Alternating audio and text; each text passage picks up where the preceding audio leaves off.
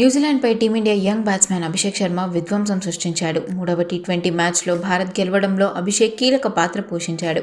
కేవలం 20 బంతుల్లోనే 68 పరుగులు చేసి నాటౌట్గా నిలిచి ఎన్నో రికార్డులను తన ఖాతాలో వేసుకున్నాడు ఈ యంగ్ ప్లేయర్.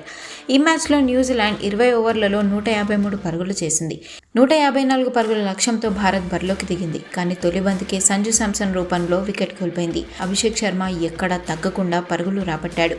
కేవలం 14 బంతుల్లోనే తన హాఫ్ సెంచరీని పూర్తి చేసుకున్నాడు.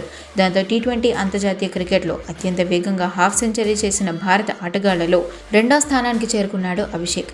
ఆల్రౌండర్ హార్దిక్ పాండ్యా రికార్డును కూడా అభిషేక్ బ్రేక్ చేశాడు. దక్షిణాఫ్రికాతో జరిగిన మ్యాచ్లో హార్దిక్ పాండ్యా 16 బంతుల్లోనే హాఫ్ సెంచరీ సాధించాడు.